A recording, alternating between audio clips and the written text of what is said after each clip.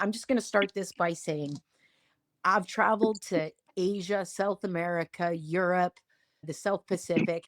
Every single country where I've engaged talking to people about Americans has demonstrated that the Americans' idea of their reputation is far from their actual international reputation. What happens when you travel and you have this accent, because a lot of people international can't hear the about, they think that, oh, you're American immediately. And then I'm Canadian. And then as I'm soon as they, Canadian, eh? yeah, they all do that. Oh, you're Canadian, eh? I say a lot too, though.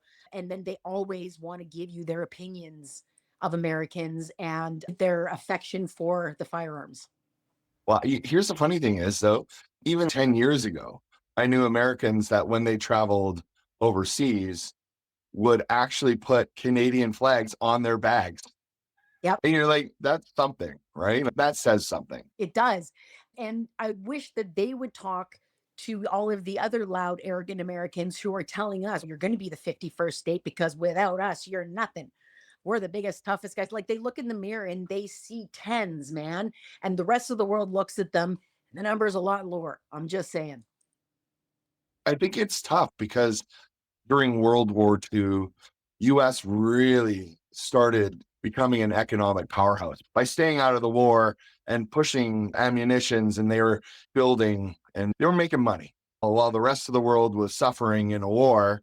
And then they jumped in eventually, but they rose, right, as a country and it became very powerful. And then that's when we talk about hegemonic stability theory and all of that fun stuff. But I don't think the US understands that they're now coming down the other side of the hill. They're no longer rising in the international world.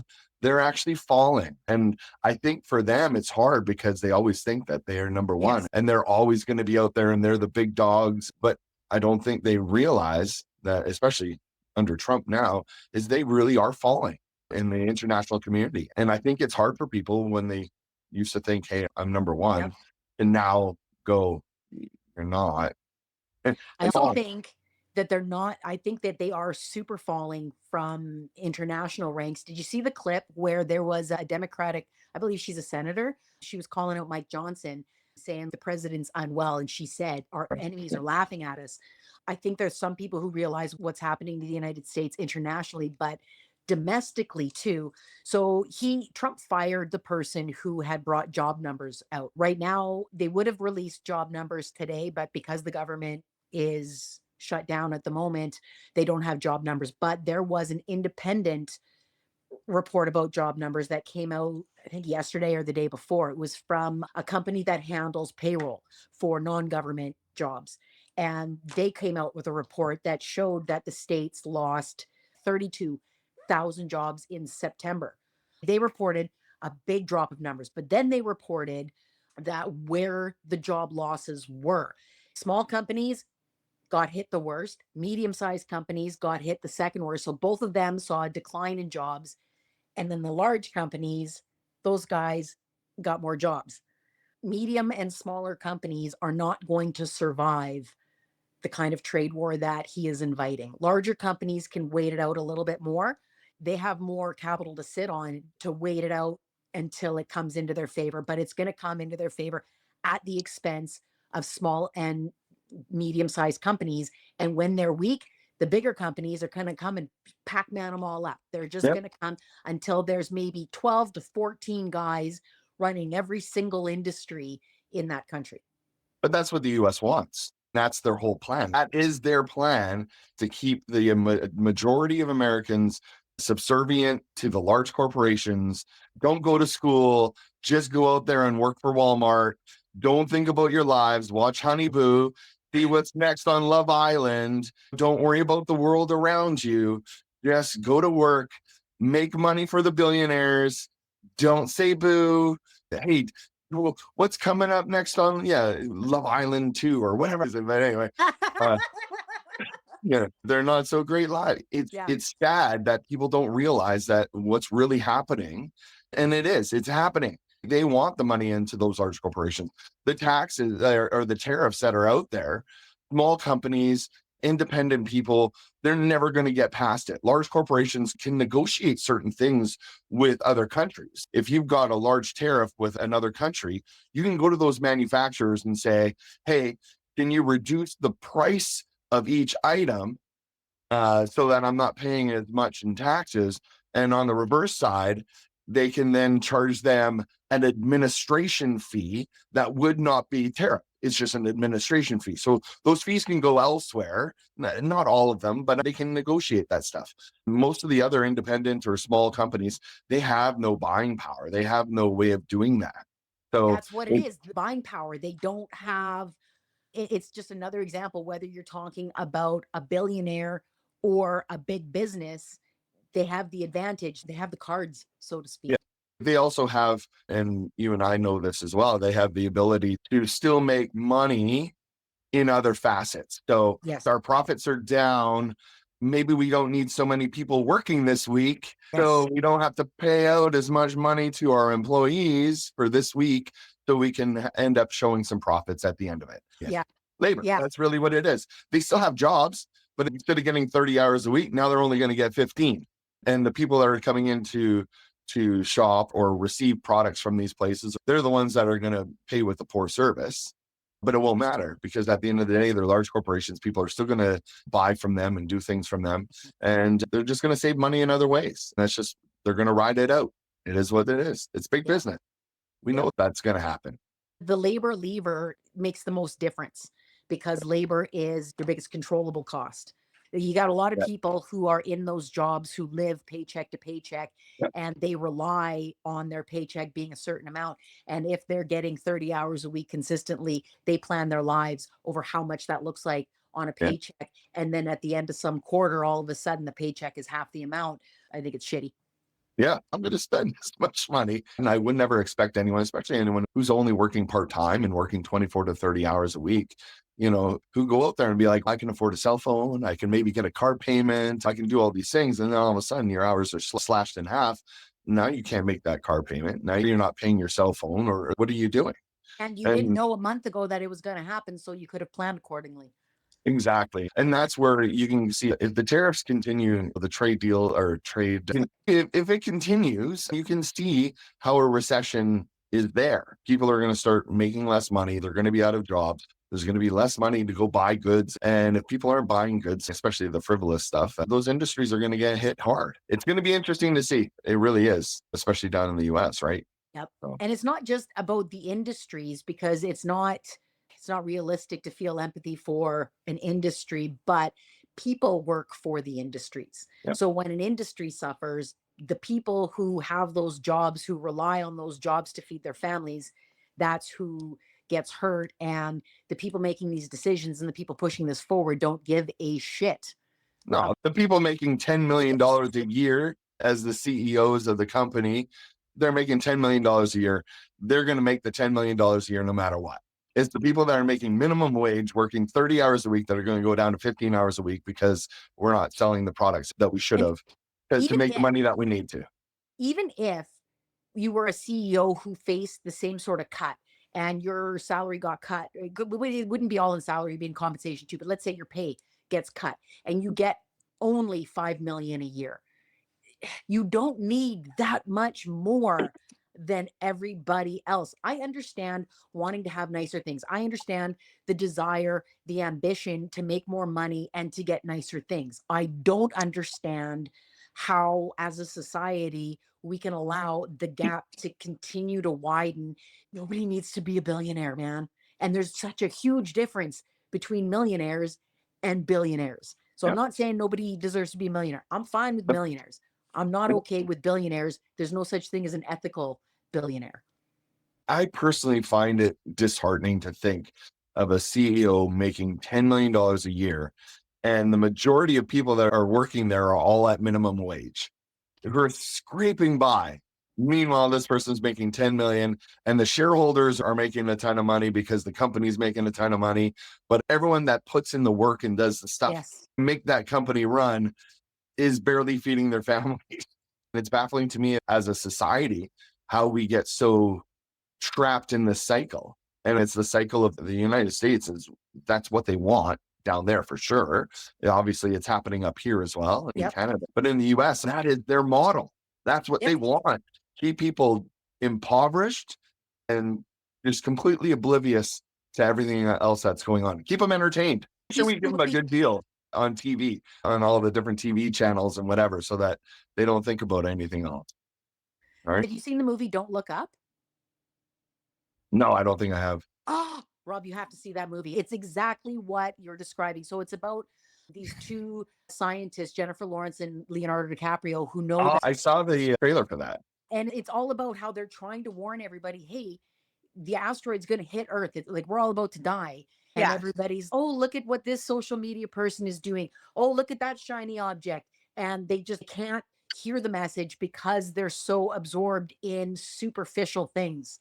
Yeah. Which is what's happening right now. Totally what's happening right now.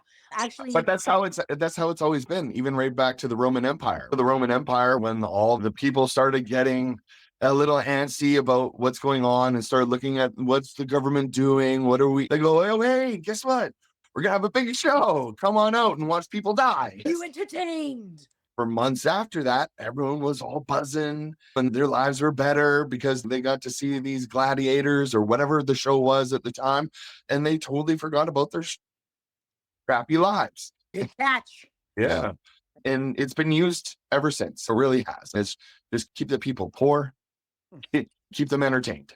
I also think that the timing is intentional. So, something that I noticed when I was working with the public for decades was I noticed the pattern of when society is in a good mood and when it starts to go away. It starts to go away in the fall when kids go back to school and the crappy weather. Kids go back to school, the weather's getting a bit colder, people's moods change. Around Christmas time, they get even worse because everybody's so stressed out about how much they got to pay. And just watch people how they treat their kids at the grocery store. You can get a feeling for what the mood is in different months of the year. In the summertime, people are in better moods. On spring break, people are in better moods. In the fall, people are in the worst moods. It starts to lift in around March and April when people start to get their tax returns back. The weather starts lifting and stuff. And when you look at the timing of Pierre going after grocery prices, which the government can't control, there's so little that the government could do to control the grocery prices because all the things that they're talking about that go into grocery prices, that's in other pricing too. It's not just in food. There's very little. It's like under a percent of I think it's under 0.5% too of what the government can affect food prices by. But Pierre knows that most people don't know that. He knows that they're going to remember axe the tax. It's a snappy little saying. And he puts it out at a time when the mood is shifting. That's I think Yeah. the timing is intentional. I'm still upset with Jagmeet Singh when he started going after the grocery stores. It Yes. was all a smokescreen. The problem that I have with him going after the grocery stores, and this might upset people or people might not realize this, but the grocery stores are still going to make money. Yeah, of course they're going to make money. And they do determine the prices to a certain degree of what the products are. But what people don't understand is you've got the raw materials, those prices go up. The transportation of the raw materials has gone up. Then you have the manufacturing of the raw materials into whatever it is. Let's just say it's Lay's potato chips, right? So now you've got the manufacturing, you've got the oil went up by 128% that the Lay's potato chips are made with. And now the actual costing of those items have now skyrocketed by 200% before they even hit the grocery stores. And so when people are talking about record profits, they're not realizing that those record profits stemmed from all of the manufacturing that's happening. And then after the manufacturing, you've got the transportation and the warehouse costings. So now you've got transportation again, you got warehouse costs again, and then you have transportation costs again before that food even hits the shelves of the grocery store. Yeah. So if a grocery store is going to try to make 20% off of their items, which they're always going to try and let's say 24% is a good number for them so that they can make some money and still be able to pay people. That item that once was $1 coming to them, and they put it up to $1.24 is now coming to them at $2. So Yeah. if they even just go at 20% and they take a smaller GP of that, you're now looking at 40 cents. So they're making 40 cents profit versus the 24 cents profit, but they're actually taking a smaller gross percentage of the item. Yeah. And I don't think people understand that. So the food costing starts from the bottom. And by the time it makes it to the grocery stores, we're vilifying the grocery stores for just doing what they've always done. But we're not looking at the raw goods, the transportation costs, the manufacturing costs, or even the transportation costs again, and then the warehousing costs, and then the transportation costs again. And it's baffling to me that people just focus on these grocery stores who aren't doing anything different than they were doing before. Are they I, supposed I to just also not make think profits? I also think when the Trudeau government got all the CEOs up there, and so first of all, I agree with everything that you said about the things that go into the costing of food. If you wanted to see fairer pricing to Canadians, I think that would come in competition.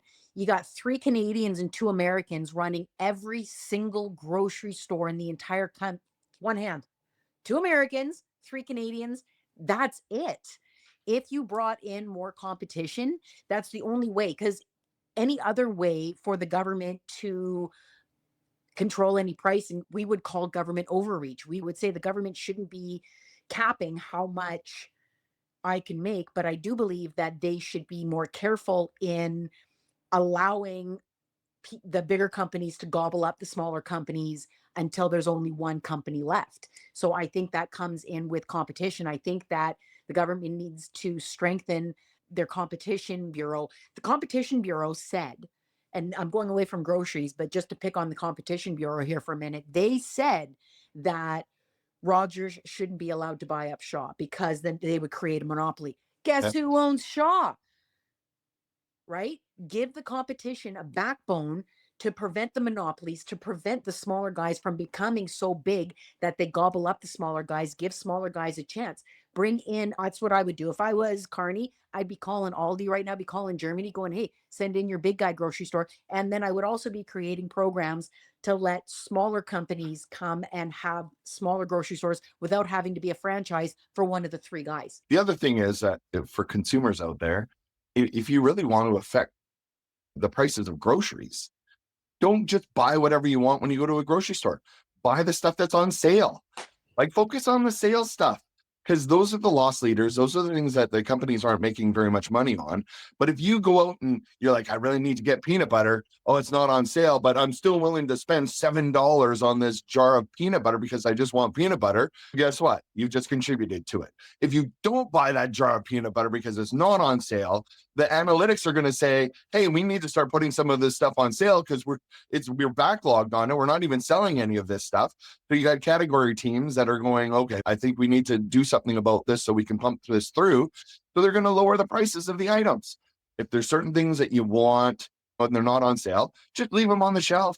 One day they're going to be on sale. Buy a couple of them, then put them in your pantry. Do Well, those some little of us things. live in tiny houses and don't have a Uh, lot of room to stockpile, but you make a good point. So I also believe that Pierre's crusade against grocery prices by going after carbon regulations or environmental regulations is just it's not good. The thing that affects food prices the most is the weather. When you have a bad crop or you have something in nature, avian flu. The thing that is pushing food prices up right now, food inflation in Canada is 3.5% compared to the Americans 3.2%, but that's largely driven by beef because of what happened years ago. You can't have a beef industry that goes through a drought just make new cows because cows don't come out as calves. You need to, it takes a while to get the industry back. So, right now, and that's just basic supply and demand that anybody from any industry should be able to understand. When your supply goes down, but your demand doesn't change, the price goes up. I remember the droughts in Spain. I remember the price of olives going through the roof. I remember the price of celery going through the roof. I remember charging $10 for a head of cauliflower.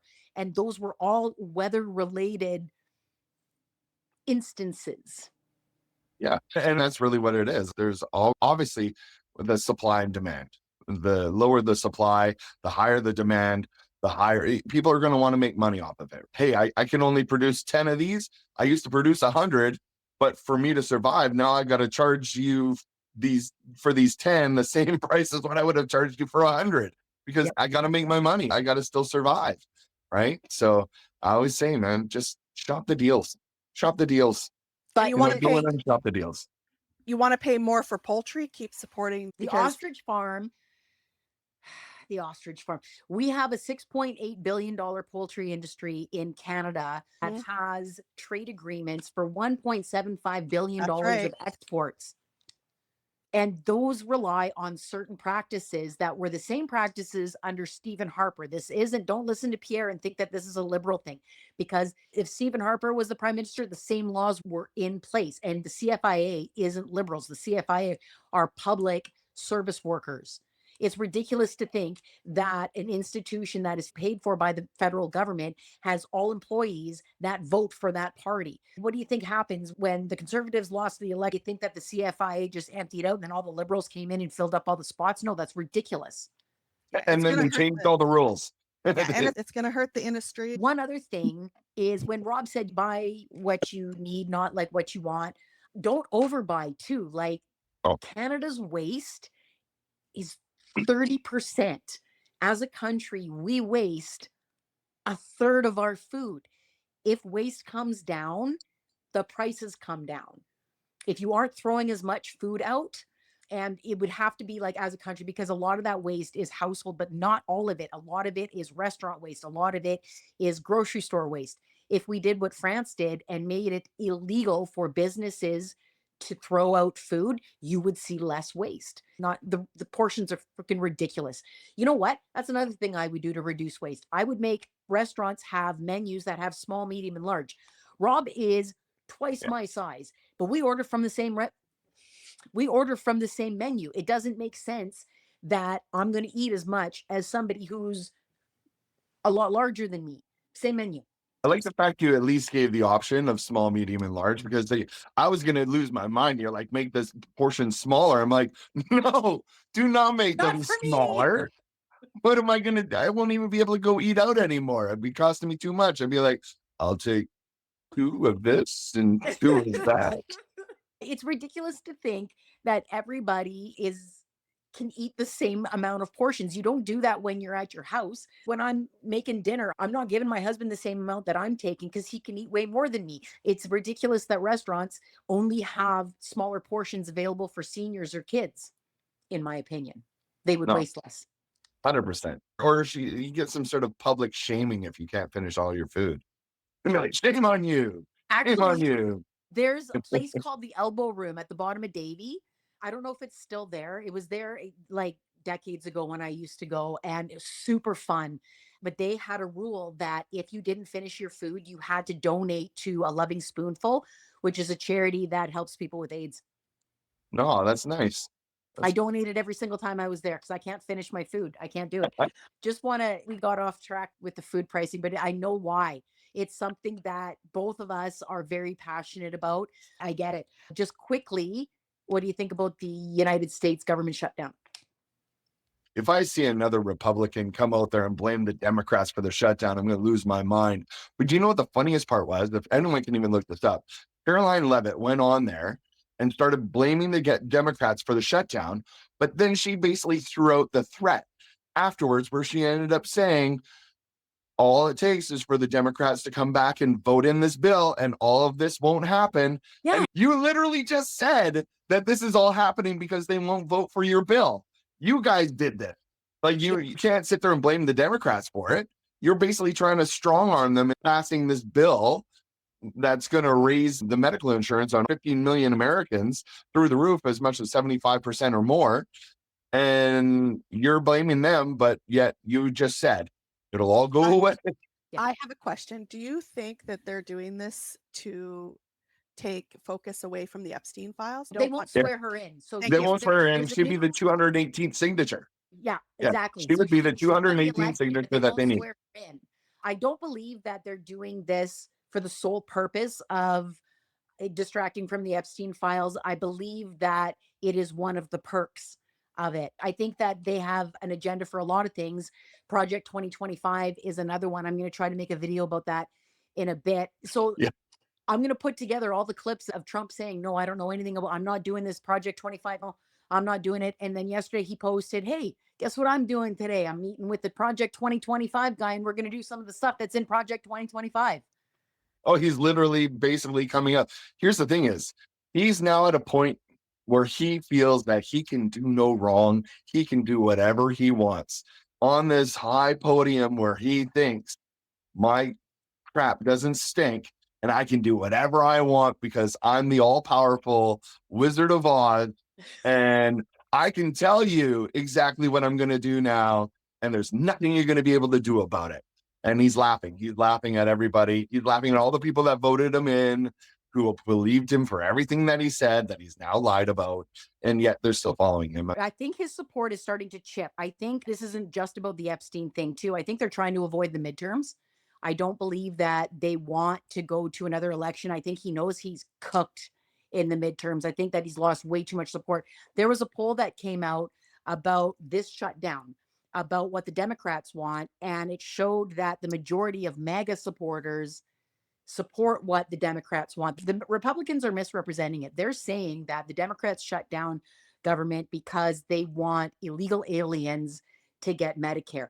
First of all, illegal immigrants are not eligible for the Medicare. So then they say when they're in an emergency room, listen, they're not going to turn away people in an emergency room. But what the Democrats want is the amount of compensation, because this is a bill that's going to Congress. And what Congress does is it approves money. And what they want is they want the money to reimburse hospitals for the services that they're providing. And so the Republicans want everybody to believe that it's just money for illegal immigrants, which it isn't at all. But then they're using the small amount that would be seen in hospitals. The thing is, their argument only works if only people who snuck into that country illegally are visiting hospitals. And that isn't the case. If any other American visits a hospital, they're going to want that hospital to be funded. If the Republicans get their way, you're going to see a lot of rural hospitals close down. You're going to see other hospitals get less staff. You're going to see less hospitals, less Americans getting treatment, not just the ones who snuck in. And we see Canadians parroting this too, right? We see Canadians parroting these sorts of talking points about the illegal immigrants getting benefits. How do you get benefits if you're not documented, Yeah. if you're not You don't have legal? a social insurance number. How do you You get have benefits? nothing. So Yeah. how would you get anything? Yeah. Come on. Common sense. Go to a hospital and look at their board saying, this is how much it costs you if you're not a Canadian citizen. You know, that it's right there. It's that misinformation, right? People want to just pump it and rile up their group, but them angry about something. When you talked about how Trump believes that he's on this pedestal and he's untouchable, I don't believe he got there by himself. I believe that the people, the Steve Bannons and the Steve Miller, all the Steves around him, I believe that they're pumping so much sunshine up this guy's ass and telling him things about how he's untouchable and how he's so powerful and how the whole world respects him and nobody's laughing at him. Are you kidding me? Did you see the stuff that happened in the UK when he went for the visit? They put up the big Oh, projector of him and Epstein, yes. a statue. They actually got a permit for that statue. That was, where was it? I think it was outside of the White House or something of Yeah. him. Yeah. Actually, it's funny because they showed it got taken down like a day later or something, but I just saw something that it got put back up. If you saw it on social media, it must be. Be true. It looked the exact same as the other one.